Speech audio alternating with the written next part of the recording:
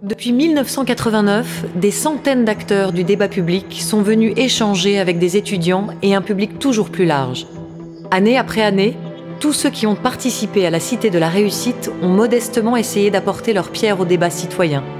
Partager des connaissances, s'intéresser, s'étonner, questionner, apprendre et comprendre les autres. Telles sont les valeurs simples que nous avons essayé de promouvoir depuis 2 décennies. Transmettre est consubstantiel à la nature humaine, qu'il s'agisse de la vie que l'on donne, du savoir que l'on partage, des biens que l'on lègue, des rites et croyances que l'on diffuse, oralement ou par écrit. La Cité de la Réussite est par essence le lieu où se jouent toutes les gammes de la transmission. On se presse au débat pour recueillir la parole et la pensée de celles et ceux qui s'obligent volontiers à transmettre leur expérience, leurs réflexions, leurs solutions ou leurs révoltes.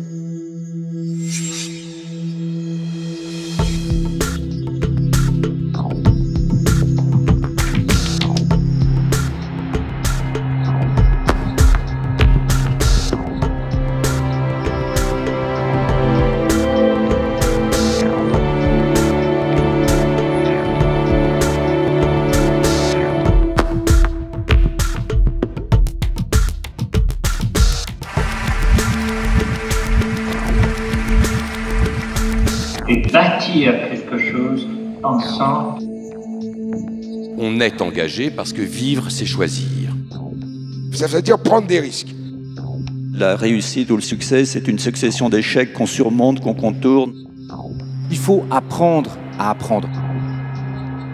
J'ai un rêve d'élever l'humanité par la danse. Quelle est l'œuvre d'art qui a pu transformer les gens autant que, je sais pas quoi, les 35 heures ou la retraite? Si ce n'était plus la solution McDonald's qui triomphait. Manger la même chose, penser la même chose dans tous les domaines, ça c'est le contraire de la cohésion. Cette mondialisation est au contraire une grande source de diversité. Je crois aux intelligences collectives. On fait partie d'une unité qui s'appelle l'humanité. Je pense qu'on manque plutôt de tolérance, souvent. On peut respecter quelqu'un qu'on n'aime pas, on ne peut pas aimer quelqu'un qu'on ne respecte pas. La France doit comprendre qu'elle est multiple et que la différence est une chance. Chacun sait qu'il constitue un maillon et que si ce maillon faiblit, tout s'écroule. La lâcheté générale à l'égard de la responsabilité politique. Mais l'idée, c'est d'installer que les hommes politiques sont complètement déconnectés des réalités. Nous sommes entrés dans un nouveau siècle et déjà il est en danger. L'expérience, c'est une lanterne qu'on a dans le dos et qui éclaire le chemin parcouru. La lutte contre l'incertitude, c'est ça notre destin. L'avenir va être absolument passionnant. Je parle pas. Bon, merci de nous avoir accueillis avec des applaudissements, parce que franchement, je ne le mérite pas. Donc bonjour à toutes et à tous. Vous êtes venus nombreux, oh là là, c'est super impressionnant. Pour un sujet passionnant sur lequel nous allons échanger, l'écriture, transmission d'émotions et gardienne de l'histoire. Transmission d'émotions, oui, j'adhère. Gardienne de l'histoire, on va vraiment en discuter tout à l'heure. L'écriture, c'est le support des émotions, c'est intemporel, et les transferts dans le temps faisant revivre des événements. Donc pourquoi écrire? Nos invités vont vous le dire tout à l'heure quand je les aurai présentés, mais vous les connaissez déjà. Comment transmettre des émotions grâce aux mots?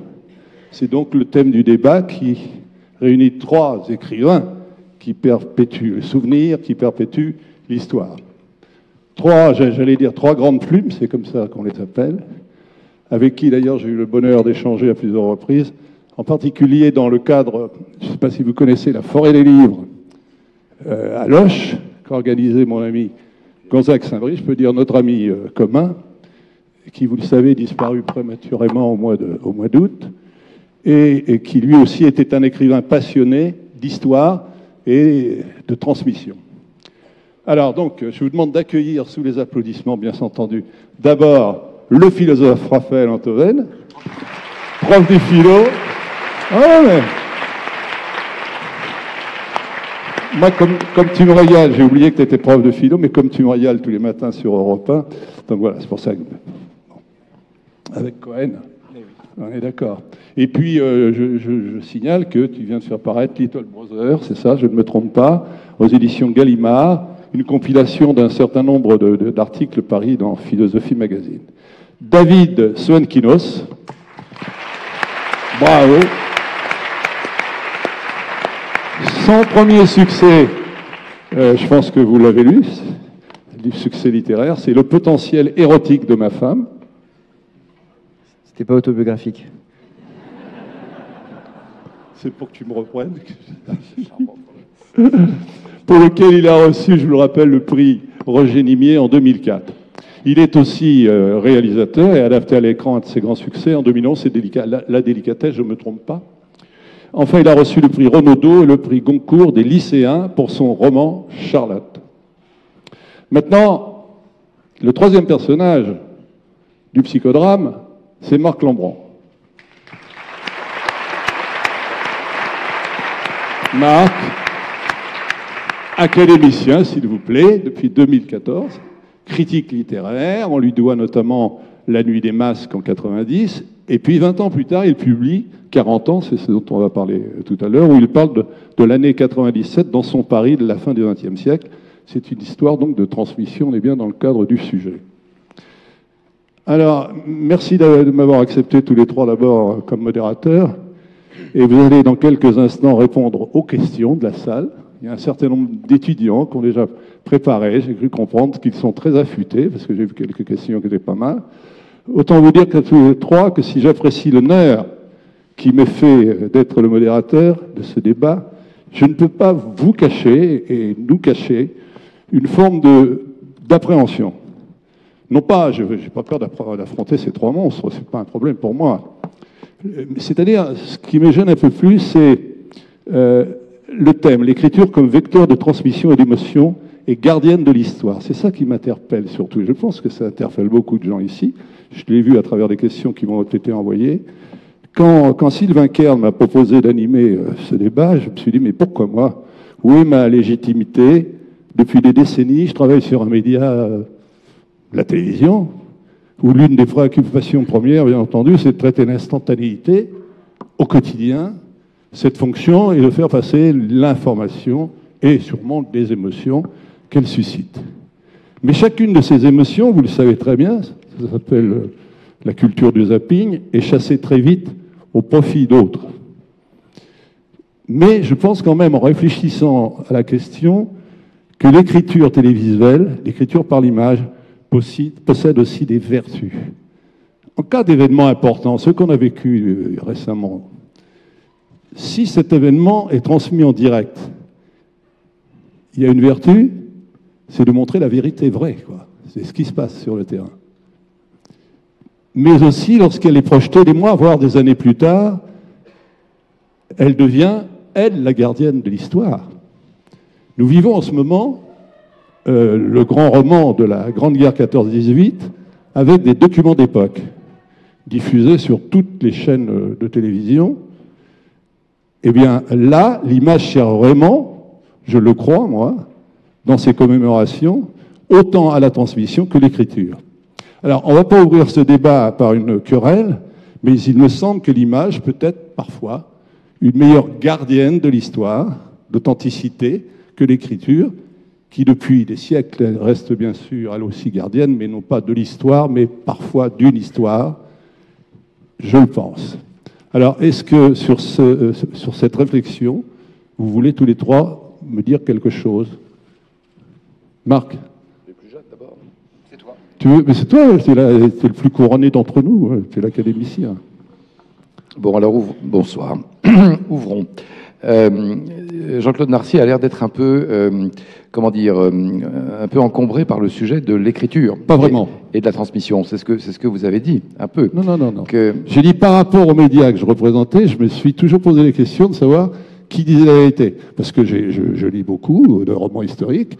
Mais ils sont réécrits régulièrement depuis des siècles, n'est-ce pas? Bon, alors pour poser la question de la transmission, c'est de cela qu'on parle, et de l'écriture, tout à fait. J'ai envie de remonter aux origines.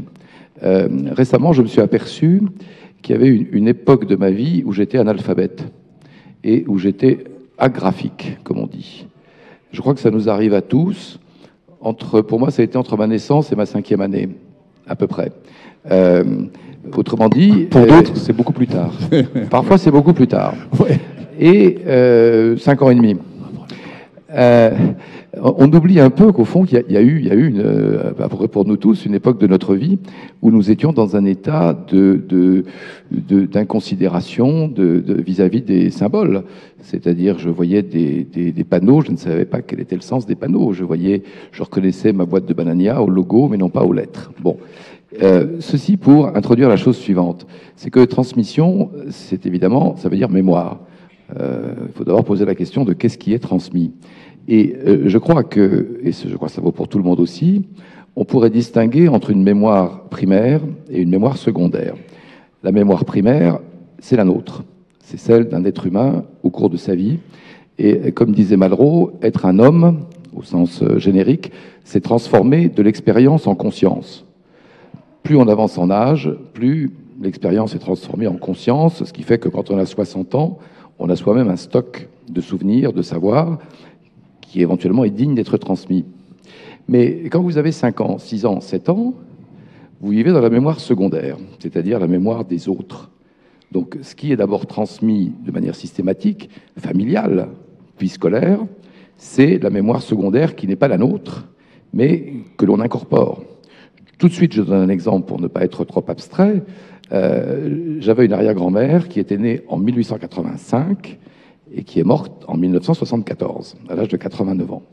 Donc, c'est quelqu'un qui avait 15 ans quand elle a vu les premières automobiles. Elle avait 20 ans quand elle a vu les premiers aéroplanes. Elle avait déjà 29 ans à la déclaration de guerre en 1914. Elle avait plus de 40 ans quand le cinéma est devenu parlant, etc., etc. Jusque l'homme qui marche sur la Lune. Alors, ce qui m'a été transmis, comme petit Français, comme dans la chanson de Charles Trenet, Revoir Paris, je suis un petit Français, c'est une charge d'expérience, d'émotion, de souvenirs, de savoir, en réalité, et pas sur un mode didactique ou professoral, sur un mode d'ambiance. C'est précisément quelque chose de la France, c'est-à-dire de notre pays, qui remontait à peu près aux années 1900. Et je crois que chacun peut faire, selon son âge, cet examen en disant qu'est-ce qui m'a été, de manière dans le biotope de mes premières années, qu'est-ce que j'ai reçu de la mémoire secondaire des autres, parce que je crois que c'est la première transmission humaine à laquelle nous sommes exposés. Alors ensuite, ça peut avoir des conséquences, c'est-à-dire qu'un romancier peut avoir envie de remonter généalogiquement vers les années où il n'était pas là. Il y a beaucoup de romans français qui sont des romans des parents ou des grands-parents. C'est-à-dire on se reporte par l'écrit dans un temps dont on n'a pas été le témoin.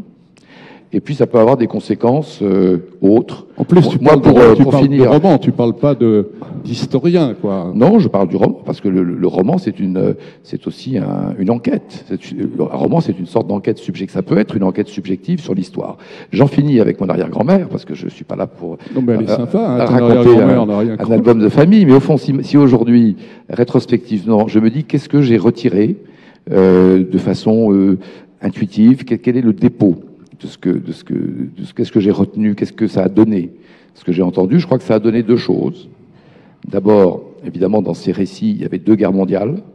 Il y avait les souvenirs d'un temps où il n'y avait pas de pénicilline, où il n'y avait pas d'assurance sociale, où il n'y avait pas d'Europe, où il n'y avait pas où tous les 30 ans, les conflits déchiraient l'Europe. Donc, ce que m'a légué cette arrière-grand-mère, c'est un certain scepticisme devant le dolorisme contemporain. C'est-à-dire que je trouve que nous sommes bien douillets, eu égard à l'histoire immédiate de nos ascendants, si on remonte un siècle en arrière. Nous sommes devenus quand même elle aurait dit des chochottes. Donc un certain relativisme quand même vis-à-vis de ce qui nous agresse ou de ce qui nous chagrine, mais qui me semble sans proportion avec ce que nos ascendants ont éprouvé, souvent de manière bien stoïque. même si je ne souhaite à personne, et sûrement pas à mes enfants, de se retrouver pendant 4 ans dans des tranchées. Heureusement que c'est aboli. La deuxième leçon que je pourrais tirer, et j'y peux rien, c'est tripale, c'est l'Europe. C'est-à-dire que j'ai compris à travers elle qu'on avait créé dans les années 50, sous prétexte de faire des accords sur le charbon et l'acier. En réalité, ça servait... les hommes qui étaient là, ils avaient sur la rétine, ils avaient des ruines de cités, ils avaient des stukas en plongée. C'est cela qu'il fallait conjurer.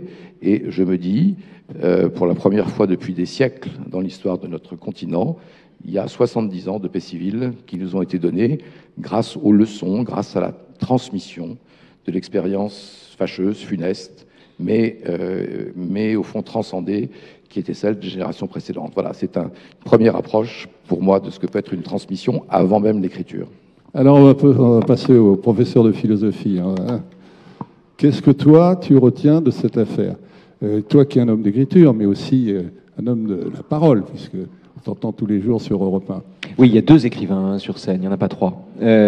En tout cas pour l'instant. Ça veut dire que tu mets... Non, je suis pas écrivain au sens où je n'ai pas eu le courage jusqu'à présent de sacrifier toute chose séance tenante à l'écriture d'un roman dont la nécessité absolue s'impose à moi et supplante toutes les autres. Quand on écrit une chronique, c'est pas... On écrit, on produit de l'écriture, on fabrique de l'écriture, on se sert des mots comme d'un scalpel, comme d'un outil. Éventuellement, on essaie de regarder le monde et on le trouve plus intéressant qu'il n'est. Et surtout, mon travail n'est pas si éloigné peut-être du travail d'un écrivain, mais encore une fois, un écrivain écrit des romans, à mon sens, et ça n'est pas encore mon cas.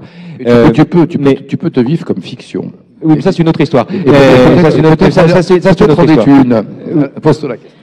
Ça c'est une autre histoire. Je peux pas être au four et au moulin. Je laisse les autres s'en charger. Mais sur le travail de l'écriture, de quoi s'agit-il en ce qui me concerne? Il s'agit de ne pas laisser, de ne pas tout abandonner à la longue série des journées oubliées, ce qui s'est passé la veille ou ce qui se passera le lendemain. Qu'est-ce qui dure à l'intérieur de ce qui passe en fait? Qu'est-ce qu'on peut tenir? Qu'est-ce qu'on peut maintenir? Qu'est-ce qu'on peut faire vivre? Qu'est-ce qui mérite qu'on le maintienne? Alors, le syndrome, au départ, je dois dire, il faut que je fasse un tout petit peu d'histoire des idées. L'intuition native vient d'un dialogue de Platon qui s'appelle le Phèdre. À la toute fin du Phèdre, Platon forge un mythe, le mythe de Teute, où Teute va voir le roi, Pharaon, et lui dit, Pharaon, j'ai trouvé un truc extraordinaire pour te dispenser d'avoir à te souvenir de tout ce qui se passe dans ton royaume. Ah bon, lui dit Pharaon, qu'est-ce que c'est? Il dit, mais c'est l'écriture. Et il lui montre l'écriture. Et Pharaon lui dit, mais c'est une arnaque. Enfin, il lui dit pas comme ça. Il lui dit, mais ça va pas du tout ton histoire, pour une raison très simple, c'est que désormais, tu n'as pas inventé une machine à mémoire, tu as inventé une machine à oubli. Puisque tu délègues aux objets, à un support de papier, de matière, le soin de se souvenir à ta place de ce qu'il faudrait retenir. Autrement dit, à ta mémoire vivante, tu as substitué la lettre morte d'une lettre écrite. Et ce qui est très important dans la perspective de Platon, c'est pour ça que Socrate n'écrit jamais de livre. Les paroles de Socrate nous sont rapportées, parce que Socrate est précisément l'homme d'une parole vivante. C'est-à-dire qu'il prend le contre-pied de celui qui veut absolument tout figer en écriture. Et le Phèdre commence même... C'est agréable de parler du Phèdre, hein. Dans l'Amphi-Richelieu, ça m'est pas arrivé depuis... Et à l'époque, j'étais pas dans la même position. Pardon, je m'en aperçois maintenant. Et le Phèdre commence par Phèdre, justement, qui arrive enceint d'un discours. Il a un discours sous son pull, donc il sort son pull. Et comme on accouche d'un enfant mort-né, il accouche d'un discours, le discours de Lysias, dont Socrate lui dit, quelle que soit la question que tu lui poses, il te répondra toujours la même chose. Donc l'écriture, c'est de la fixation, mais c'est une fixation maladroite. Comment faire, du coup, pour fixer les choses, maintenir ce qui passe au sein de ce qui dure, ou plus exactement ce qui dure au sein de ce qui passe, sans le faire avec cet outil bancal qu'on appelle l'écriture? Et la réponse à ça, me semble-t-il, se trouve dans le temps retrouvé. À la toute fin de la recherche du temps perdu, où le narrateur retrouve des gens qu'il n'a pas vus depuis des années. Il est là, il voit des gens qui... Il a l'impression que tout le monde s'est fait une tête, il a l'impression que tout le monde s'est déguisé en vieux. Et puis il s'aperçoit en fait que c'est pas du tout un déguisement, que si c'est un déguisement mais en un autre sens. Et puis surtout il entend un rire à un moment, c'est très frappant. Un tel lui rappelle un autre, il retrouve des visages, enfin ce jeu qu'on s'amuse à faire quand on retrouve des gens 20 ans plus tard. Il entend un rire, et le rire lui est inentamé. Le rire est impeccable. Le rire est exactement celui qu'il connaissait 30 ans plus tôt. C'était le rire d'un copain de classe. Et il se retourne, et qui il voit? Il voit un gros monsieur qui n'a rien à voir avec son copain de classe. Mais il est bouleversé, il sait que c'est lui par le rire. Et il faut parler du rire dans la recherche du temps perdu, c'est très important, c'est fondamental en fait, c'est pas juste un décor, c'est fondateur. Tout son travail, le travail de la recherche du temps perdu, c'est, comme la réalité nous offre parfois la persistance de sensations par-delà les décennies, la littérature doit prendre ce chemin, cette route-là, et transformer ça en éternité. C'est-à-dire que le travail de l'écrivain, c'est de fixer ce rire à jamais, à la façon dont le métabolisme d'un individu a permis qu'il survécut à des années de temps qui passent. Comment faire pour maintenir ce rire? Et pour ça, il faut fabriquer un roman qui est un kaléidoscope, c'est-à-dire un roman qui ne répond pas toujours la même chose aux questions qu'on lui pose. La recherche du temps perdu varie à chaque lecture. Il le dit lui-même, il voulait faire un kaléidoscope. Et c'est la meilleure réponse à Socrate. Ce que je veux dire ici, c'est que l'enjeu, et c'est en cela que je ne me permets pas de dire que je suis écrivain, l'enjeu, c'est de produire une écriture qui soit une écriture de sang chaud. Un livre qui soit toujours vivant. Un livre qui soit vivant à la seconde où on l'ouvre. Et c'est cette écriture-là, c'est-à-dire cette écriture qui sacrifie à la fois à l'émotion, à la sensation, et qui comprend qu'à l'intérieur même de la sensation, il n'y a rien de plus important ni de plus, paradoxalement, éternel. Il me semble que c'est ce genre d'écriture qu'il conviendrait narrativement de viser, et c'est la raison pour laquelle je me tais et je cède la parole à celui qui y parvient. Voilà. Tu passes là, tu T'es veux dire sérieux, là? Merci, Dave. Salut, David. Il t'a fait un beau cadeau, là. Hein. C'est une passe de Messi, ça, pour marquer un but. Je vais le mettre à côté, tu t'en doutes. Bon, tout d'abord, je crois vraiment que tu devrais écrire un roman. Parce que là, c'est impératif. On sent quand même un désir romanesque. On sent une frustration. Oui, il y a un truc, là. Tu sais, il faut que il faut purger la chose, je sais, on en reparlera. Raphaël, c'est important que tu aies quelques frustrations dans ta vie. Mais on va tous faire en sorte que tu puisses assouvir ça. Tu sais, toi, tu parlais de Phèdre et de cette émotion que tu viens d'avoir en parlant toi-même de Phèdre alors que tu as dû ici sûrement le vivre. Moi, c'est pareil avec Proust. Donc, tu viens de me faire une plongée dans ma propre transmission. Et j'ai pensé à Madame Millet, ici, dans cet amphithéâtre où j'ai tant appris et tant découvert Proust. Et elle insistait beaucoup sur l'humour et le rire chez Proust. Certes, ce souvenir est parasité par d'autres émotions moins glorieuses, puisque j'ai pris beaucoup de râteaux ici dans cet amphi. Et il faut savoir aussi, c'est ça aussi, hein, la transmission, c'est les moments difficiles, quoi. On parle d'études, là. Hein. Ah oui, d'études. Ah, mais moi, j'essaye un peu. Vous avez vu le niveau de vos interventions? Oui. Donc, à un moment donné, mais tu je es vais là. devoir, moi, un peu... Tu es là pour élever le débat. Exactement. Élever le débat? Non, là, je crois que là, il y a une impossibilité ontologique à faire ça. Non, je vais essayer d'accommoder, d'être un peu le sel de cette orgie. Tu reconnais être un écrivain, quand même, toi. Moi, je suis un immense écrivain. D'accord. Tout à fait. D'accord. Voilà, ça c'est dit. Ah non. Ça c'est dit. Ah non, je l'ai pas écrit. Je pensais que le thème c'était transmission et modestie. Excusez-moi, je n'ai pas bien suivi. Non, pour parler du thème. Oui. Moi, je pense que si j'ai été convié avec grand plaisir à passer ce moment avec vous, et puis quelle émotion d'être là, c'est parce que je pense qu'un de mes romans est vraiment lié à cette obsession de la transmission, qui est mon roman sur Charlotte Salomon. Oui. Tous mes romans, et c'est ça qui, je trouve d'ailleurs, on ne peut pas avoir une vie romanesque, il me semble, avec une sorte de prédéfinition de ce que va être l'aventure romanesque, ou même de définition préétablie de ce que peut être l'écriture. Donc j'ai le sentiment, parfois on me demande comment écrivez-vous, pourquoi écrivez-vous, il n'y a pas de généralité à mon travail. Je sais juste que ce roman, comment Charlotte... tu cherches à transmettre quand même. Oui, mais ce roman, Charlotte, s'il y a une tonalité principale et obsessionnelle, c'est bien la transmission. Puisque j'ai vécu, à un moment donné dans ma vie, en 2006, la découverte absolument majeure dans mon existence, qui reste encore, même si je fais beaucoup d'autres choses, le point le plus important de mon obsession créative, et je continue à travailler autour d'elle et à préparer les prochaines expositions. Un film, elle reste au cœur de ma vie de création. Et en 2006, quand j'ai découvert son œuvre, elle m'a attrapé le cœur, elle m'a attrapé le corps. Je pourrais évidemment parler pendant des heures de Charlotte Salomon. Je vais éviter ça puisqu'on est plutôt sur la transmission.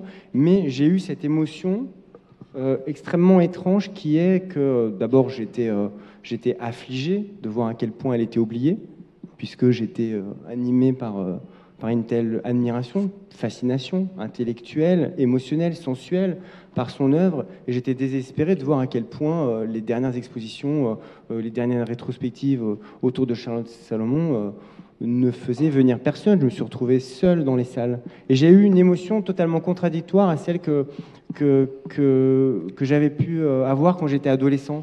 C'est-à-dire que quand j'étais adolescent, quand j'adorais quelqu'un, je ne supportais pas que quelqu'un d'autre puisse l'écouter ou l'aimer. Donc moi, je préférais ne jamais rien dire de ce que j'aimais, parce que ça, c'était insupportable. Quand j'ai commencé à écouter Lenny Kravitz, j'étais le premier en France. Et c'est marqué sur ma fiche Wikipédia. Tu es en train de le nourrir, là. Oh non, mais d'abord, je suis très heureux qu'il ne prenne pas de notes, parce que tout à l'heure, il prenait des notes quand Marc Lambeau parlait. Et je me suis dit, moi je m'en vais tout de suite. Non, mais il n'en a pas besoin, là. Et Charlotte Salomon, ça a été l'obsession, mais contraire. C'est-à-dire une transmission viscérale, physique, c'est-à-dire que pendant des années, j'ai travaillé sur elle, je suis allé sur tous les lieux de sa vie, j'ai été même pas du tout dans une démarche journalistique ou même d'écrivain, c'est-à-dire simplement le sentiment d'aller sur les lieux de quelqu'un qu'on admire et dont on a besoin pour vivre, simplement en ayant presque l'idée de pouvoir rencontrer quelqu'un en respirant son air.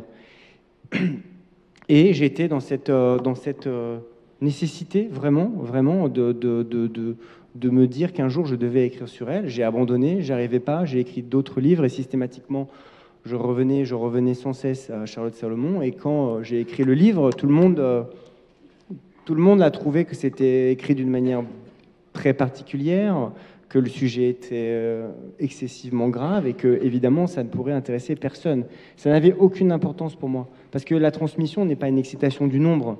La transmission, pour moi, c'était une personne par personne. C'était très étrange. J'avais le sentiment que ce livre pouvait exister si une seule personne allait lire ce livre et après allait découvrir Charlotte Salomon.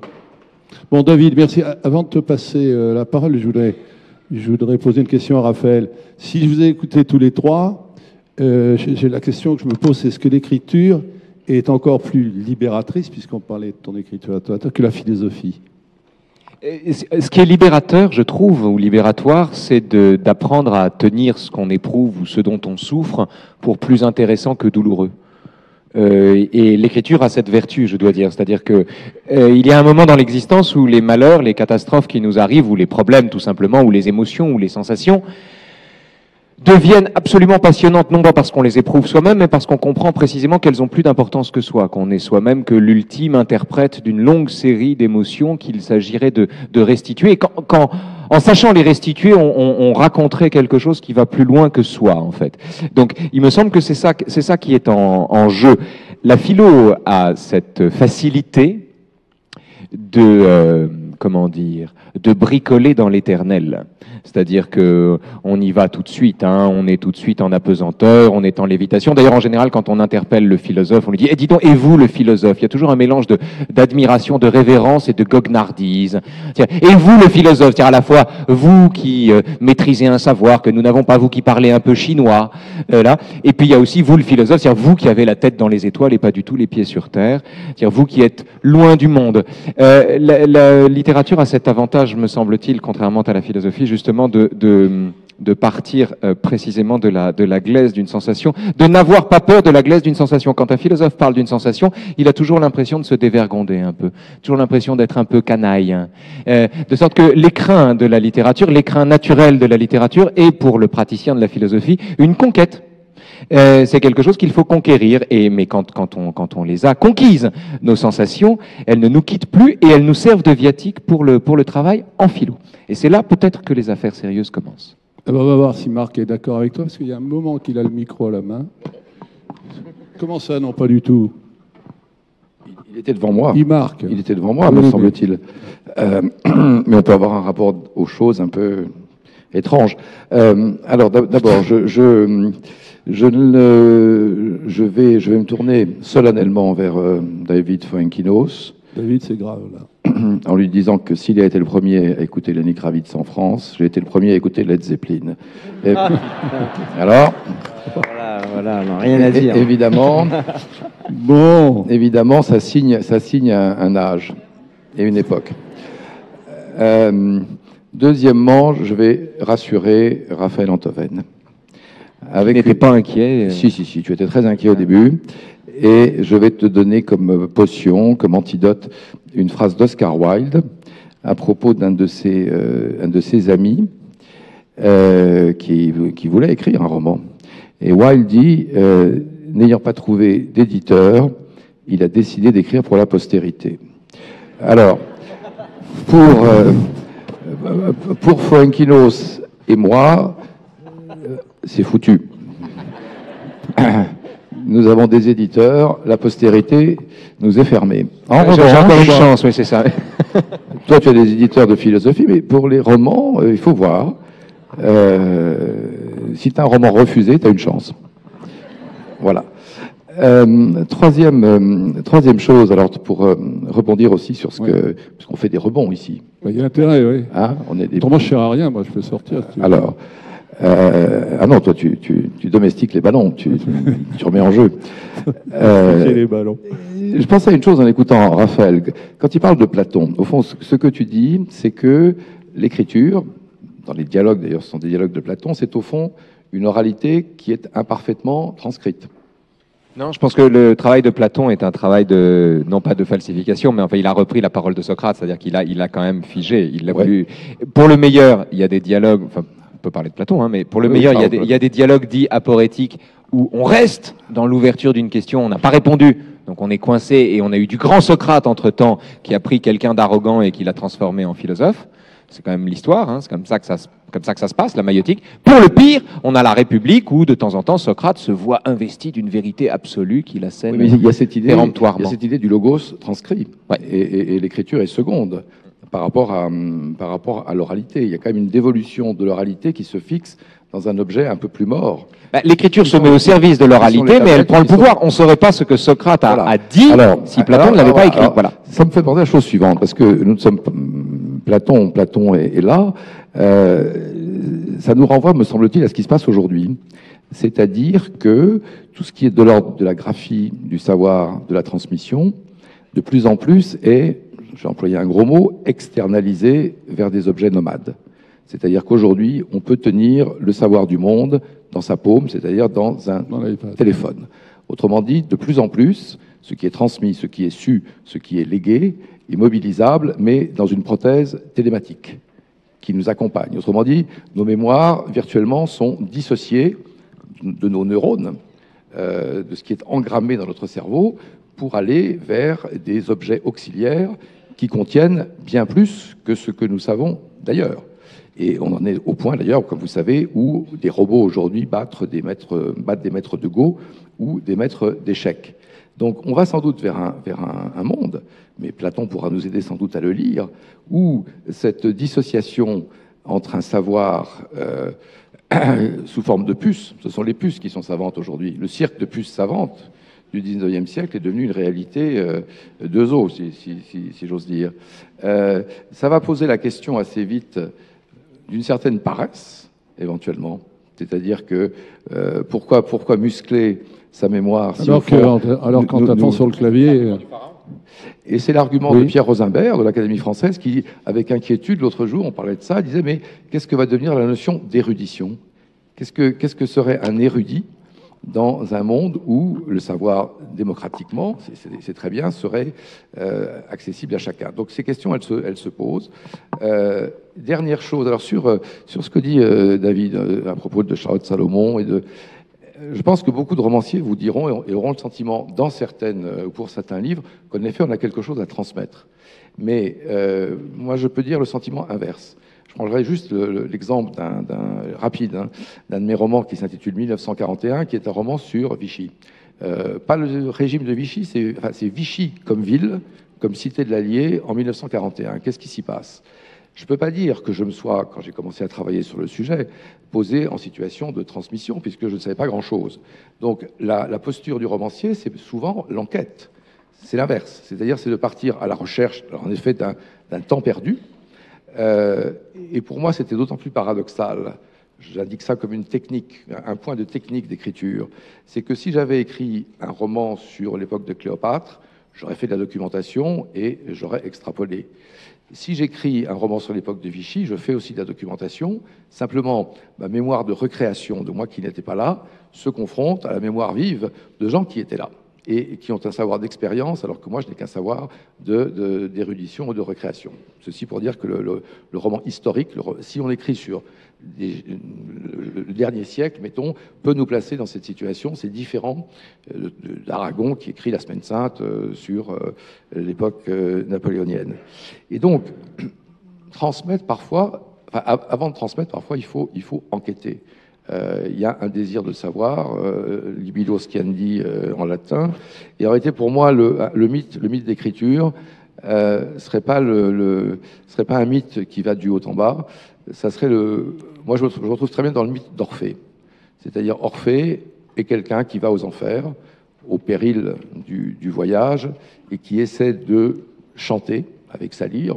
L'écrivain essaie d'être des rhapsodes pour faire revenir une beauté ou une vérité perdue. Et quand elle revient, peut-être qu'on n'a pas transmis quelque chose, mais on a fait revenir ce qui était perdu, ce qui est aussi une fonction, me semble-t-il, de la mémoire et de l'écriture. On va passer très vite aux questions de la salle, parce que je sens impatient de poser des questions. Quand tu parles de roman historique, est-ce que l'intrigue que tu as inventée dans ce roman, est-ce que ça passe... C'est ça qui crée l'émotion, c'est pas tellement l'époque que tu évoques, c'est l'intrigue que tu mets dedans. Je veux dire, c'est peut-être quelquefois même au détriment de l'histoire, non?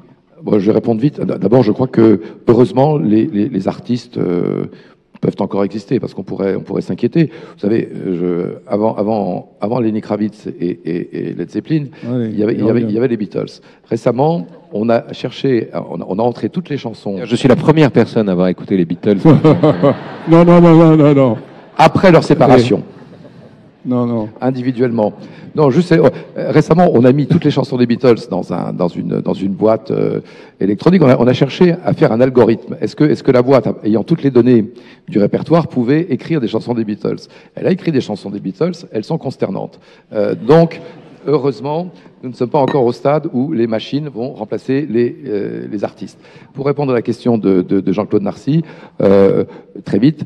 Quand j'ai écrit 2 romans au fond qui se passent dans les années 30 et 40, mon principe était le suivant: quand l'histoire, les historiens qui font foi pour moi, ont établi quelque chose, je ne vais pas aller contre l'histoire, évidemment. Surtout quand on écrit sur des périodes extrêmement sensibles comme Vichy. En revanche, là où il y a des blancs, là où il y a des lacunes, ou là où il y a des plausibilités, ça se voit dans l'invention des dialogues, par exemple. On a un personnage historique, on le fait parler. C'est pas attesté. Donc la liberté et le jeu presque assez passionnant du romancier, c'est de mettre du plausible dans ce qui est certifié. Voilà, quand on écrit du roman historique. C'est ce qui le différencie de l'historien. Et c'est ce qui différencie l'historien, qui est beaucoup plus contenu, en réalité, encore plus que les philosophes. Il y a un mot en philo pour ça. C'est quoi? C'est anexactitude.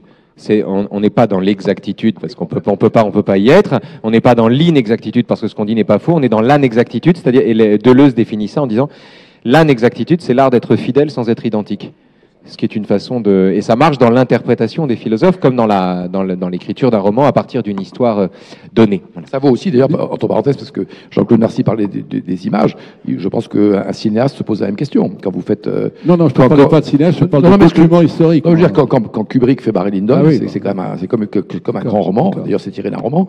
Et en réalité, la plausibilité, c'est lui qui l'a créé avec ses décorateurs, etc. Bon, mes seigneurs, vous allez vous livrer maintenant aux questions des étudiants qui les ont préparés. Je leur demanderai de se lever, si ça ne les gêne pas, de dire qui ils sont, de quelle école ils sont, et qu'ils posent leurs questions. Je vois que mademoiselle, vous avez déjà micro à la main. Si vous voulez bien vous lever, on l'applaudit pour la dynamiser.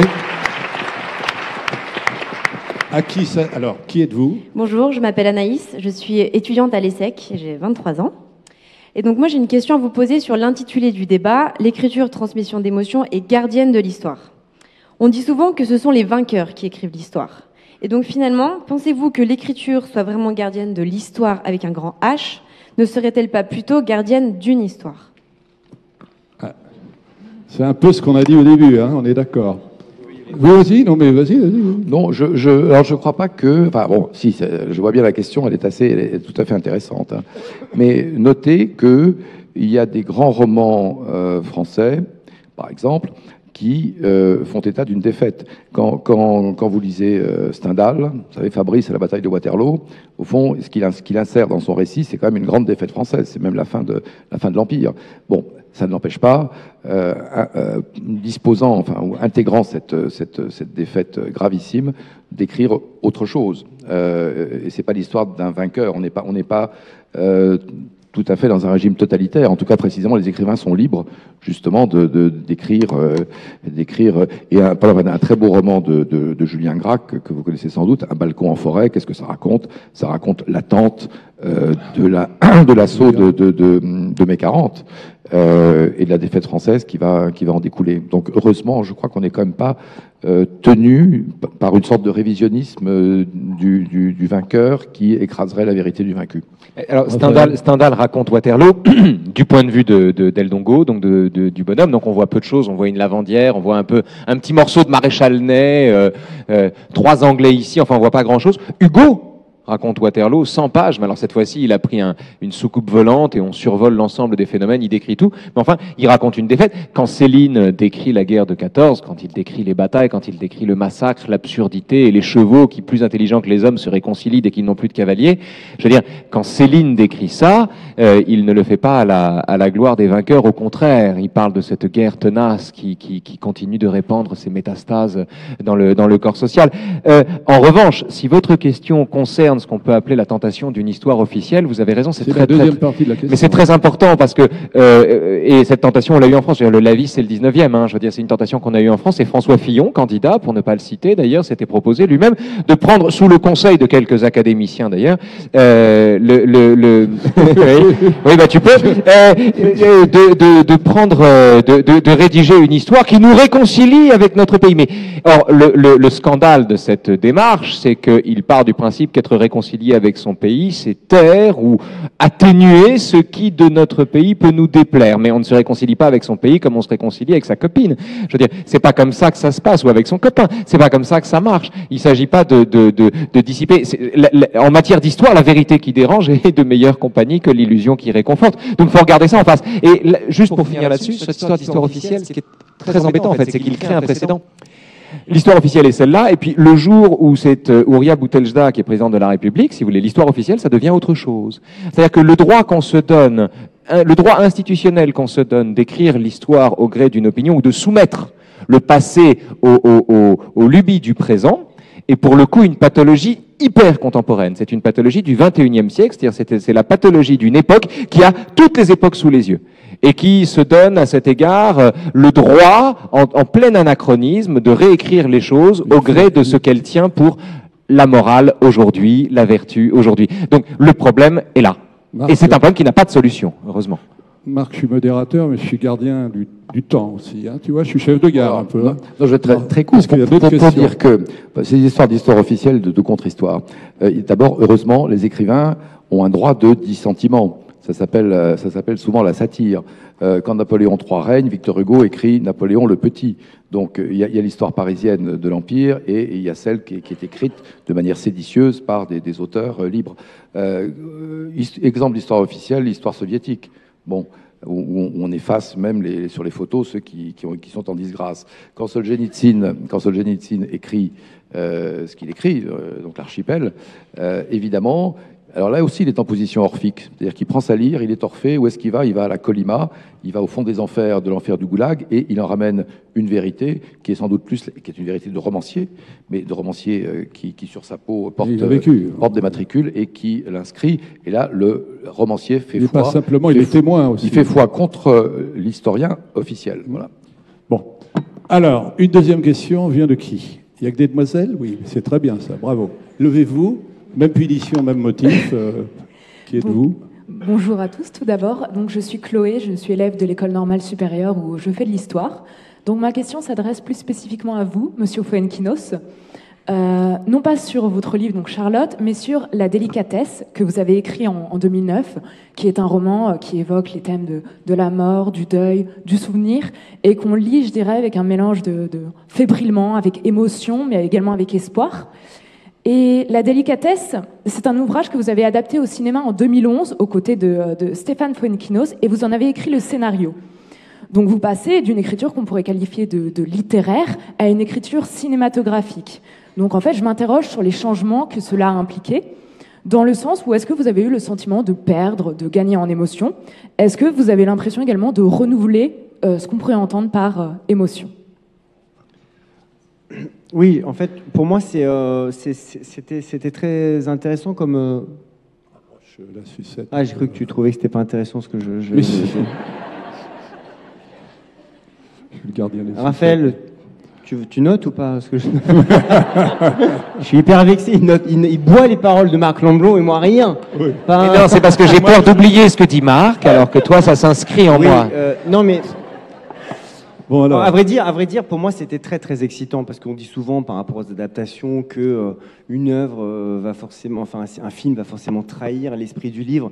Et d'ailleurs, ça c'était assez frappant de le vivre quand moi j'ai sorti ce film. Il y a plein de gens qui jugeaient pas du tout le film, mais on m'a très souvent dit, par exemple, mais pourquoi vous avez pris Audrey Tautou dans La délicatesse? Je comprends pas parce que dans le livre elle est blonde. Et j'ai jamais écrit la couleur des cheveux de Nathalie dans mon livre. J'ai simplement dit qu'elle avait une féminité suisse. Alors chacun a imaginé ce qu'il voulait. D'ailleurs, c'est vrai que c'est assez excitant quand on écrit un roman. Moi, j'adore utiliser les pays comme ça, comme des adjectifs. Par contre, ce qui était très très intéressant pour moi, c'était vraiment justement l'auteur est peut-être le mieux placé pour se trahir en permanence, pour réinventer l'histoire. Ce qui m'intéressait, c'était de faire du cinéma, donc d'être dans le cinéma, donc raconter l'histoire pour le cinéma avec des images. Donc j'ai repris le cœur de cette histoire, j'ai repris le cœur des situations, mais j'en ai rajouté beaucoup qui me paraissaient beaucoup plus cinématographiques, beaucoup plus visuels. Tout comme là, on vient de sortir notre nouveau film là, qui joue ce soir à l'UGC Odéon à 20h. Alors, juste après, je crois qu'ils ont organisé une sorte de bus qui va directement aller voir Jalouse. Non, ce que je veux dire, c'est que là, pour moi, je pourrais pas, on m'a demandé, il y a certaines personnes qui m'ont dit « Ah, c'est super, j'ai hâte de voir Jalouse, j'ai adoré le roman ». Alors que j'ai jamais écrit de roman qui s'appelle Jalouse, c'est pas du tout adapté d'un livre, mais les gens pensent que voilà, on est forcément, quand on est écrivain, adapté d'un roman. Ce qui était très excitant, c'est d'écrire cette histoire en l'imaginant, en la vivant vraiment profondément pour le cinéma. Donc avec des situations, avec des actions, et pas du tout avec la même possibilité finalement d'aller dans une profondeur psychologique. Autre question, si vous n'êtes pas satisfait ou satisfaite, vous leur dites. Alors je crois que c'est encore une jeune femme. Bonsoir, alors je m'appelle Myriam Thibault, je suis étudiante... Pardon ? Myriam Thibault. Myriam. Et je suis étudiante ici, à la Sorbonne. Et j'avais une question plus particulièrement pour vous, Raphaël Enthoven, sur le livre que vous aviez publié sur Vermeer, qui est paru il n'y a pas très longtemps. Tu vois que tu as publié. Et donc, ma question était que c'était un livre sur l'art vu par le prisme de la philosophie. Et donc, comment vous étiez venue cette idée de mêler art et philosophie, justement, et ça traite aussi de la transmission, parce que vous transmettez aussi Vermeer, la peinture, l'art. Voilà. C'est un livre que j'ai fait par amour pour mon professeur. Voilà, c'est un livre d'amour et d'hommage à mon professeur de philosophie, qui a longtemps été d'ailleurs dans le jury de la Grecque ici, Jacques Dariulla. Personne au monde ne parle de Pascal, de Descartes, de Kant comme Dariulla, mais personne au monde ne parle de peinture comme lui. C'est-à-dire que quand il se met à parler de peinture, jusqu'ici, on s'aperçoit qu'on n'avait eu que des hors-d'œuvre. Quand il se met à décrire les tableaux, quand il se met à raconter les tableaux, ce qui est vrai, c'est vrai de Vermeer, c'est vrai de Rembrandt, c'est vrai de Cézanne, c'est vrai d'une infinité de gens sur qui, enfin de tous les peintres en fait, sur qui ce regard dément s'est posé. Jacques Dariulla est un immense professeur et il est le poète de son propre savoir, c'est-à-dire qu'il ne sait pas raconter les choses de façon laide ou ennuyeuse. Il n'y arrive pas. Il a essayé pendant des années, c'est comme des gens qui essaient d'être bêtes, si vous voulez. Il n'y arrive pas, il peut pas. Et donc un jour, Jacques me dit, me parle de Vermeer. Il me dit, il est tout enthousiaste, il est content, on se voit. Il me dit, il y a l'expo Vermeer, quel bonheur, quel bonheur. Je dis, écoute, bon, d'accord, oui, bien sûr. Il me dit, mais enfin, t'es fou, tu sais pas ce que c'est, etc. Je dis, non. Il me dit, écoute, et il se met à me parler, en fait. Et il se met à me raconter Vermeer. Je suis bouleversé, je croyais que je connaissais 2-3 tableaux, en fait, j'y connaissais rien. Le Proustien que je suis est stupéfait parce qu'il m'apprend de la vue de Delft qui occupe une telle place dans l'économie de la prisonnière, puisque c'est devant ce tableau qu'un écrivain meurt en se disant qu'il a raté sa vie et qu'il a raté son œuvre. Donc je revois tout ça, je revis tout ça, et je lui dis, Jacques, écoute, attends, bouge pas, je sors mon téléphone et j'enregistre. Et puis ça a commencé comme ça, et on a fait 9 entretiens. Où je me laissais porter. J'étais le Candide de l'histoire. Et j'avais les tableaux sous les yeux. Et donc, j'essayais de transformer ma candeur en absence de préjugés. C'est très difficile que la candeur ne soit pas une absence de préjugés. En général, quand on n'y connaît rien, on croit qu'on parle librement et c'est le moment où on parle comme tout le monde. Il se trouve que j'y connaissais pas grand-chose, mais que vraiment j'étais attentif à ce que mon professeur pouvait me dire. J'étais de retour en Cagne. Je l'écoutais, j'apprenais, et j'étais dans cette position merveilleuse qui consiste à, alors qu'on n'a rien demandé, quelqu'un de béni, soudain, vous apporte tout le savoir du monde et vous donne littéralement la béquille. Donc le livre s'est fait comme ça. Je me suis contenté ensuite de le mettre en scène et après, comme un effet spécial, de mettre ma signature dessus pour que le bouquin marche mieux. C'est comme ça que ça s'est fait, cyniquement, parce que personne connaît le nom de Dariulla. Voilà, c'est tout.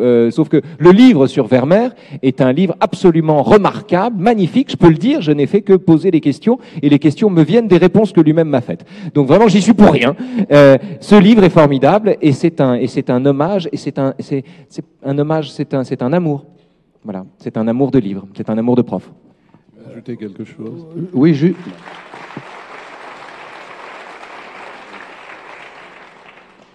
Oui, alors ça nous permet, c'est juste une petite incise de répondre à la question du début, qui était la différence entre les philosophes et les écrivains. Oui. C'est que, comme tu viens de dire, dans Proust, il y a donc un écrivain qui est Bergotte, qui va voir la vue de Delft de Vermeer, le petit pan de mur jaune, et en effet, comme tu le dis, il prend conscience de la vacuité ou de l'échec de son œuvre. C'est pour ça que les écrivains n'aiment pas beaucoup Vermeer. Alors que toi, tu peux écrire sur Vermeer pour l'instant. Ah, c'était pour dire ça. C'était ça la chute. Ah là là, d'accord. À qui? Ah, un garçon. Bonjour, Lucas Podesta. Alors j'étudie le marketing digital, ça n'a pas grand rapport. Pardon, j'ai pas compris. Je travaille sur le marketing digital. Ok, d'accord. Ça n'a pas grand rapport avec l'intitulé de la conférence aujourd'hui. En revanche, si on creuse un peu, on peut tomber sur le numérique, comme le disait tout à l'heure Marc Lambron avec les objets connectés. Alors ma question est la suivante, est-ce que les livres numériques sont un danger pour l'écriture? Est-ce que le numérique est un danger pour l'écriture? J'ai cru comprendre que comme il y a, oui, un petit peu. Comme il y a en ce moment un mouvement qui s'appelle Débrancher l'Académie, ou les académiciens, j'anticipe, je me débranche, et c'est donc pas moi qui vais répondre à la question. Là, David, tu veux répondre à cette question? Non, c'est intéressant comme question, parce que c'est extrêmement fréquent qu'on nous interroge sur l'avenir de l'édition, du marché du livre. Là, votre question, elle est intéressante parce qu'elle n'est pas là-dessus, mais elle est sur l'écriture en tant que telle. Franchement, je pense qu'on a commencé à écrire sur de la pierre, sur des grottes, peu importe le support. Il y aura toujours des écrivains. Et je ne crois pas du tout que la mutation technique et technologique puisse en rien entraver notre rapport à l'écriture. Pour aller dans le sens de David, le simple fait que les claviers aient remplacé les stylos est effectivement va dans ton sens. Néanmoins, je mettrais juste un bémol à tout ça. C'est ce qu'on disait tout à l'heure de l'histoire officielle, en fait. Vous numérisez la chose, vous la rendez, vous pouvez l'effacer en un clin d'œil, vous pouvez la faire disparaître, vous pouvez jouer avec. Ce que vous numérisez résiste moins à l'entreprise d'effacement volontaire ou de cécité ou d'amnésie volontaire. On peut effacer les cigarettes sur les photos d'André Malraux, comme sur les photos de Jacques Chirac, comme sur les photos de Jean-Paul Sartre, parce que ça fait mauvais genre, comme sur les photos de Bogart. Absolument précise mon camarade qui a bien raison. On peut effacer les cigarettes comme on pouvait effacer les dissidents du temps de Staline, comme on s'apprête à effacer et à interdire désormais les cigarettes dans les salles de cinéma. Et ce geste-là à l'écran, j'entends, ce qui est plus pire que dans la salle, ce qui déjà était bon. Ce geste-là, ce que je veux dire ici, c'est que je vois, je peux me tromper, c'est peut-être mon côté réac ou inquiet, je vois une collusion entre ces moyens extraordinaires que donne le numérique, la tentation d'effacer ce qui dans le passé nous déplaît, le désir d'une histoire officielle et la tentation de déboulonner les statuts d'esclavagistes, de changer le nom des collèges, ou bien de réécrire l'écriture elle-même au gré des principes qui sont ceux de la morale du XXIe siècle. Il y a pour moi une tentation commune aujourd'hui qui en fait a été théorisée, je crois, par Orwell dans 1984, qu'il appelle la mutabilité du passé. Le passé fait l'objet, il y a un ministère de la vérité en 1984, et le Miniver réécrit le passé au gré des intérêts gouvernementaux. Nous réécrivons le passé aujourd'hui, non pas au gré des intérêts gouvernementaux, mais au gré des intérêts de la mode, et qui n'est pas moins exigeante qu'un gouvernement. Voilà, je voulais quand même le dire. Bien, bravo. Marc, tu veux ajouter ? Oui, quand même, sur la question de la technologie. Là, je vais dire une chose qui est de la cuisine littéraire, mais c'est plus que ça, et qui m'a beaucoup frappé comme dans la pratique de l'écriture. Il y a deux façons d'écrire. Moi, je les pratique encore, soit à la plume, soit au clavier. Avec un clavier, c'est pas la même chose. Parce que si vous écrivez avec une plume, mettons que je prenne une comparaison musicale, c'est comme un archet qui glisse sur une corde. Vous êtes un violoncelliste. Il y a un rapport de glisser avec le papier. Si vous écrivez sur un clavier, comme Hemingway avec sa machine à écrire, comme tout le monde aujourd'hui, vous avez un rapport percussif. C'est comme un piano. Alors, c'est pas la même chose de jouer du violoncelle et du piano pour le corps. C'est pas la même chose d'être Pablo Casals ou Glenn Gould. Donc, le corps d'un écrivain, il peut être au moins doublement engagé. Je sais qu'il y en a qui dictent aussi. Puis je sais qu'il y en a qui n'écrivent pas leurs livres. Donc, ça fait 4. Mais il faut savoir, bon, nous ne sommes pas des peintres, nous ne sommes pas des acteurs, mais il y a quand même un engagement, et c'est important de savoir ce qu'on fait de ses doigts. Est-ce qu'il y a une plume ou est-ce qu'on tape? Voilà, la question suivante. Vous pouvez l'applaudir parce que vous applaudissez pour toutes les interventions de Raphaël, et j'ai trouvé que... Oh, le jaloux, ouais. Oh, le jaloux. C'était magnifique. Entre le violon et le piano, c'est magnifique. Ah oui, c'était d'un romantisme. Vous ne croyez pas que j'essaie de absolu, rentrer à l'Académie française On a compris pourquoi maintenant. Hein. Tu peux te présenter, tu connais la maxime sur l'Académie. Avant, c'est imprévisible, après, c'est inexplicable.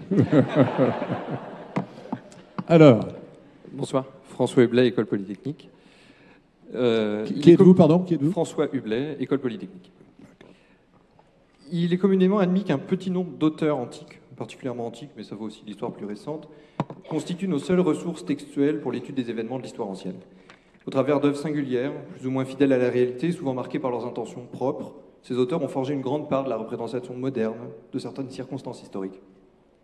Ainsi, l'image que nous nous faisons aujourd'hui des Germains est toujours marquée par l'ombre de Tacite et le portrait funeste de Néron par l'inimitié présumée de Tacite et Suétone, qui rédigèrent pourtant leurs ouvrages 40 ans après sa mort. Alors l'écriture, pour en revenir au terme exact du sujet, plutôt que la gardienne de l'histoire, n'est-elle pas tout simplement celle qui crée l'histoire ?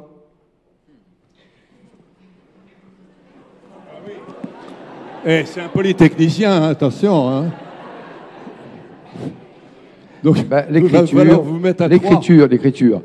Alors, l'écriture peut tout faire, parce que est-ce que l'écriture crée l'histoire ? L'écriture, elle peut créer le futur, ça s'appelle de la science-fiction. Elle peut recréer le passé ou créer du passé, ça s'appelle l'Uchronie. Vous savez, l'Uchronie, c'est etc., le nez de Cléopâtre. Exemple d'Uchronie, il y a une nouvelle de Roger Caillois qui s'appelle Ponce Pilate. Qu'est-ce qui se passe si Ponce Pilate gracie le Christ ? Donc on peut réécrire fictivement le passé, ça s'appelle l'Uchronie. Il y a toute une école et tout un genre. Ce que je voulais dire quand même, parce que je crois qu'on approche de la fin, avec une certaine gravité, on va prolonger. Non, voilà, est-ce que l'écriture fait l'histoire ou la... Je veux dire la chose suivante, parce que pourquoi est-ce qu'on écrit ? Et de certaine manière, tout le monde écrit. Moi, j'écris en fait pour projeter sur le papier un sentiment. Le sentiment, c'est celui dans lequel je vis de plus en plus, qui est un sentiment de gratitude vis-à-vis des absents.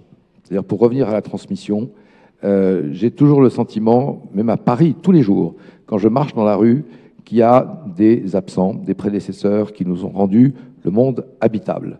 Non seulement parce que ce sont des architectes, parce que ce sont des qui ont fait cette ville, et l'histoire, et des rois qui ont fait cette ville, mais parce que, même plus récemment, si j'ai le Paris de Douaneau dans l'œil, je peux voir Paris autrement. Même si j'ai le Paris de Woody Allen dans Midnight in Paris, je vois Paris autrement. Il y a un Paris des peintres, il y a un Paris des écrivains, il y a des vers qui peuvent me monter aux lèvres quand je passe devant Saint-Méry. Ils sont d'Aragon. Sans cesse, il y a des lieux qui ont été habités. Je sais où Chateaubriand est mort. Et je crois que ce sentiment de... Alors les morts, ils n'ont que leur talent pour se défendre. Les vivants, ils peuvent aller à la télé. Et je crois que... Pardon Jean-Claude. Ça ne dure pas. Donc voilà, je crois que écrire, c'est essayer de déposer, tant bien que mal, quelque chose de cette dette qui fait que on peut vivre dans l'allégresse de ce que des morts nous ont légué. Contrairement à ce qu'on veut nous faire croire, le passé n'est pas ringard. La pensée Canal+ voudrait nous faire croire justement que le monde a été créé en 1950, qu'Elvis Presley c'est le Jurassique et que les Beatles c'est le Crétacé. Bon, eh bien non. Il faut avoir la modestie. Le Crétacé c'est Led Zeppelin. Il faut avoir la modestie. Ça, les anthropologues, les paléontologues en discutent, mais on fera un débat là-dessus. Voilà, c'était juste pour dire ça, qu'on peut vivre en état d'action de grâce plutôt qu'en état de ressentiment. On peut vivre en disant merci, et on peut vivre, moi c'est parfois le sentiment que j'ai dans cette ville, en état de comédie musicale. On peut aussi être un personnage de Vincente Minnelli, un Américain à Paris, si français soit-on. Voilà. David, merci. ensuite Raphaël.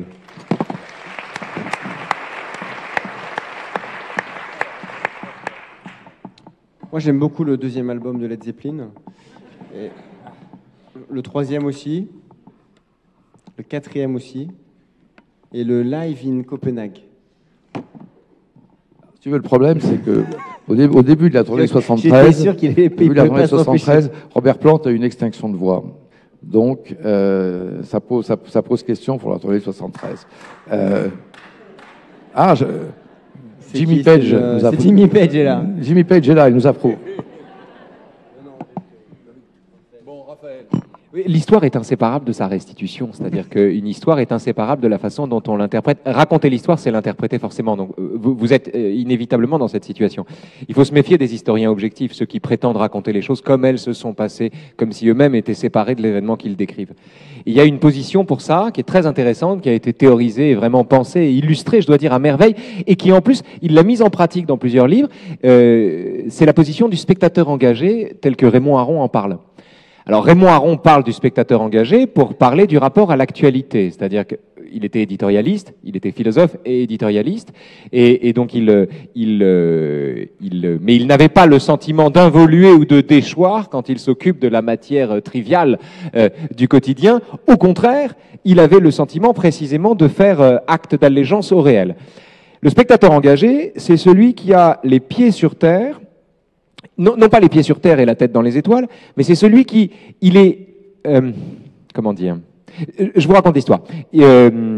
Aron est lecteur en Allemagne. Il est envoyé comme lecteur en Allemagne par l'école normale. Il a 25 ans et il se promène sur les bords du Rhin. Et là, sur les bords du Rhin, il a une révélation. Il dit, comment puis-je, moi, juif, français, historiquement et géographiquement situé en un temps et en un lieu donné, donc de l'histoire, comment puis-je saisir l'histoire dont les enjeux, les perspectives, etc., vont bien au-delà de moi? Comment puis-je le faire? Et comment puis-je ne pas le faire, c'est-à-dire penser autre chose alors que c'est la seule matière dont je dispose? Donc la matière de mon investigation est aussi la matière qui me constitue. Je suis immergé dans la matière que j'étudie. Ce qui a une conséquence fondamentale, qui est que je ne peux pas avoir la science de l'objet que j'étudie. Il n'existe pas, et c'est là qu'à 25 ans, il découvre qu'il n'est pas marxiste, il n'existe pas de science de l'histoire. L'histoire ne peut pas faire l'objet d'une science, non pas seulement parce que la matière humaine est une matière molle qui n'obéit pas aux injonctions à la rigueur scientifique, mais surtout parce que celui qui pense la science de l'histoire n'est jamais qu'un humain, lui-même directement impliqué dans les processus qui l'ont conduit à penser ça, et que si on marxisait Marx lui-même, Marx ne serait pas marxiste. justement. C'est-à-dire si on faisait à Marx le reproche de n'avoir écrit qu'en un temps et en un lieu donné ce qu'il disait, et si on lui faisait la part justement du lieu historique, il ne pourrait pas lui-même souscrire à l'idée d'une science de l'histoire séparément de l'individu qui la pense. Donc on ne pense pas l'histoire séparément des gens qui la pensent. On peut pas étudier l'histoire comme on étudie la paléontologie. C'est pas de l'archi fossile. On est tributaire de ce qu'on travaille. Et c'est le meilleur remède, à mon sens, à la tentation d'une histoire totalitaire. Deux conséquences. Un, on est kantien.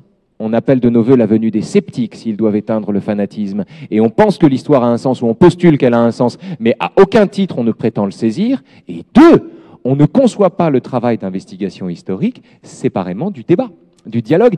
Et les conditions du dialogue, c'est le dernier point, supposent de ne pas délirer, et c'est tout le problème, et je terminerai là-dessus, que posent les fake news. C'est-à-dire que ce que font les gens aujourd'hui quand ils disent il y avait plus de monde à l'investiture de Trump qu'à celle d'Obama, c'est pas juste une connerie, c'est pas juste un délire, c'est pas juste un déni de réalité, c'est un viol de l'histoire future. C'est une agression contre la façon dont l'histoire ensuite pourra se construire. Parce que qu'il y ait des interprétations, des discussions, des dialogues sur la façon, sur la popularité de Trump, ou sur la façon dont il a été élu, c'est très important. Mais que ces discussions éprouvent le besoin d'abord, comme on balaye devant sa porte, d'éliminer toutes les falsifications, d'abord on en oubliera, et surtout on se retrouvera face à une histoire elle-même falsifiée. La falsification est là, dans ce manque de vigilance à l'endroit des fake news. On ne détient pas la vérité, mais on sait ce qu'est un mensonge. Bon, en tous les cas, avec ton talent, tu as bien occupé le terrain pour moi, là. Ah non, mais c'est parfait. Mais comme on n'a plus que 5 minutes, Marc, si tu as une remarque, pas du tout. Non, je voulais juste dire... Parce qu'il y a quand même une dernière personne qui a posé une question. En codicile, c'est que, et ce qui donne une certaine liberté, justement, aux romanciers par rapport aux historiens, c'est qu'il ne faut pas oublier que les figures de l'histoire peuvent féconder la fiction. Ou l'écriture, et que le Napoléon de Chateaubriand n'est pas celui d'Anthony Burgess ou de Sacha Guitry, et que la Jeanne d'Arc de Michelet n'est pas celle de Luc Besson. C'est le moins qu'on puisse dire. Voilà. Mais les deux sont recevables. Mademoiselle, vous êtes la dernière à intervenir. Oui. Vous voulez qu'on vous applaudisse avant? Non, oui. Ça va aller.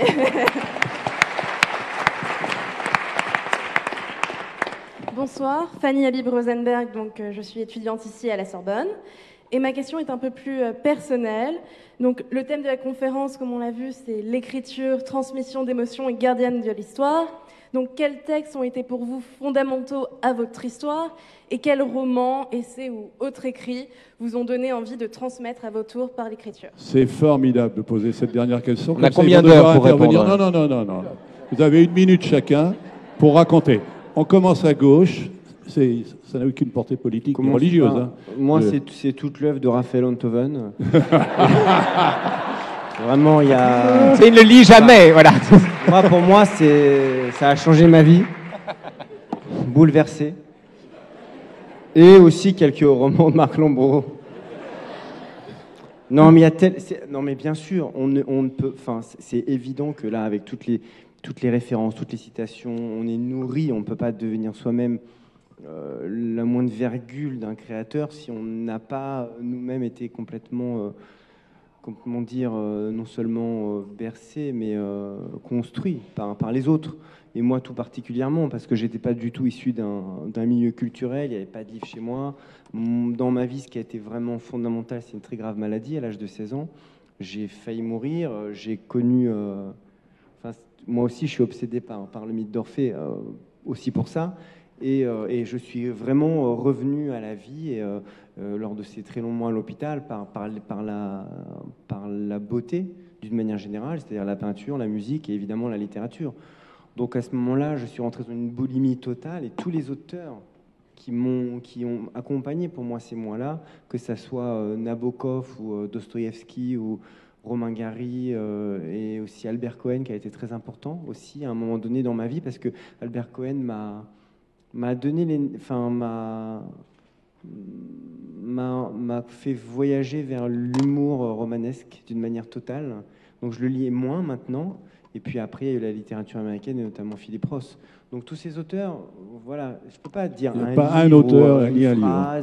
J'ai le sentiment que j'ai eu comme ça quelques mois qui m'ont à la fois sauvé la vie et qui m'ont permis de supporter tout ce qui a pu suivre. Merci David, merci mille fois pour ta réponse.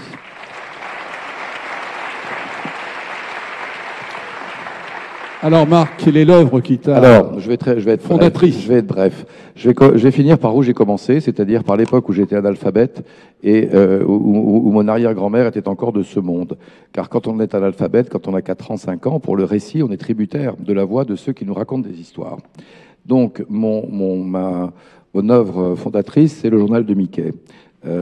Pourquoi ? Mais je vais justifier ce point. Parce que ma grand-mère était d'une génération où on n'était pas forcément coutumier de la logique des strips, de la logique des bandes dessinées. Comme vous savez, on les lit horizontalement, de gauche à droite, et puis on passe à la bande suivante. Mon arrière-grand-mère n'avait pas compris, elle me les lisait comme ça.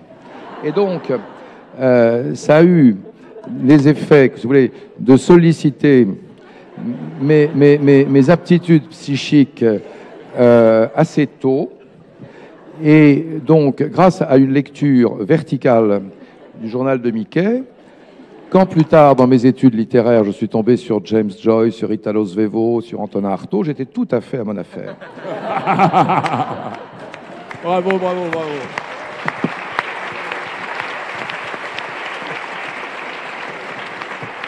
Raphaël, après Mickey, c'est qui? On devrait laisser le mot de la fin à Marc. Ouais.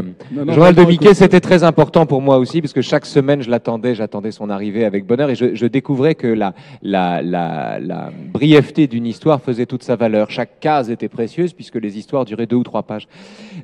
Moi, mon premier livre était très important, c'était Le Monde du silence de Cousteau. J'ai découvert en lisant ça, mais j'ai compris des années après que c'était le cas, que le silence, c'est pas l'absence de bruit, c'est juste l'absence de parole. Et que par conséquent, on peut très bien vivre dans le silence. Et puis, pour rester dans les livres marins, ensuite, pendant des années, j'ai lu et relu comme on s'immerge. Moby Dick, qui m'a notamment appris que c'est pas parce qu'on était seul contre tous qu'on avait raison. Ce qui est très important, hein, quand on est adolescent, de découvrir ça. S'apercevoir qu'on est con même quand on est seul, si vous voulez, est un truc très important. C'est vraiment très, très important.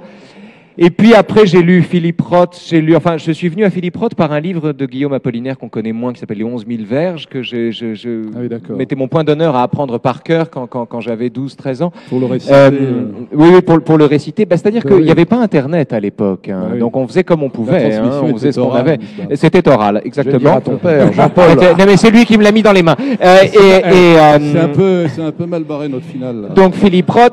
Évidemment, le Marquis de Sade, mais en réalité, le livre qui a compté, le livre qui les résume tous, le livre qui les rassemble tous, et où toutes ces émotions trouvent leur place, non jugées, bienvenues, heureuses, etc. C'est La Recherche du temps perdu, qui est quand même, il faut le dire, le seul roman qui ne vous épargne aucune des douleurs de l'existence et qui s'arrange pour bien finir. Vous en sortez avec le sentiment que, quoi qu'on vive, ça ira. C'est pas mal. Merci.